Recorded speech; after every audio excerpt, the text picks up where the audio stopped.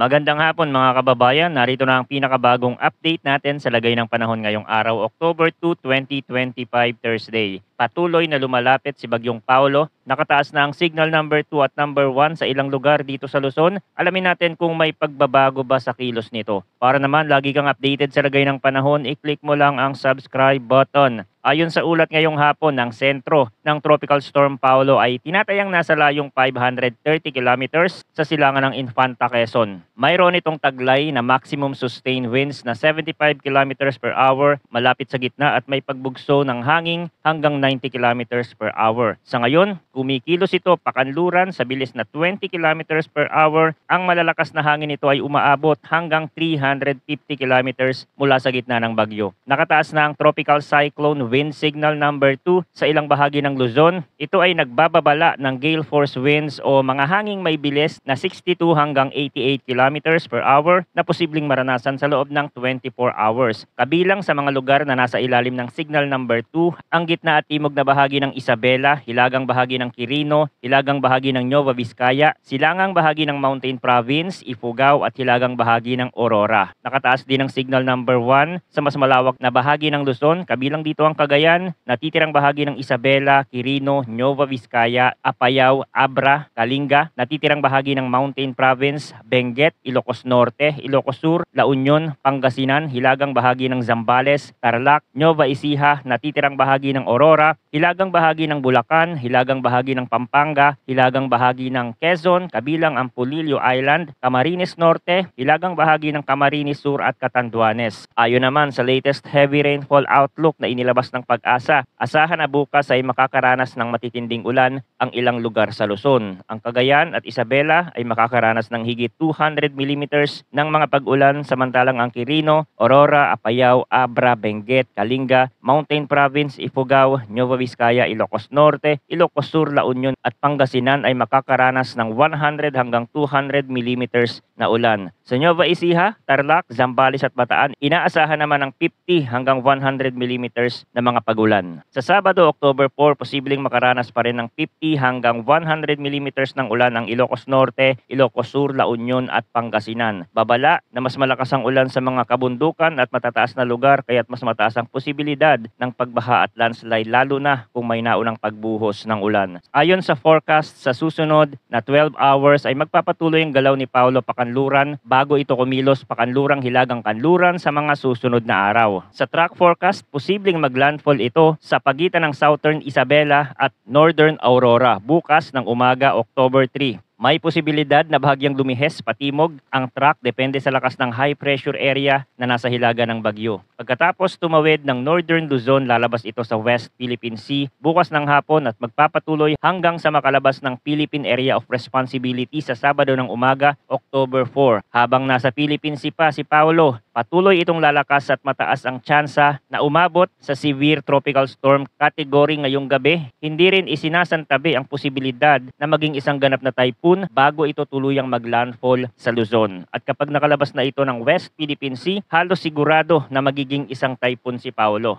Dapat nang maghanda ang mga residente, lalo na sa mga lugar na nasa ilalim ng tropical cyclone wind signal. Asahan ang mga pagbaha, pagbagsak ng mga puno o poste at pagguho ng lupa sa mga bulubunduking lugar. Ugaliing mag-monitor sa mga opisyal na abiso ng Pag-asa at sundin ang mga anunsyo ng inyong lokal na pamahalaan. Mga kababayan, manatiling alerto at huwag magpakampante. Ang kaligtasan natin at ng ating pamilya ang pinakamahalaga. Patuloy kayong tumutok dito sa ating channel para sa mga susunod pang update sa lagay ng panahon.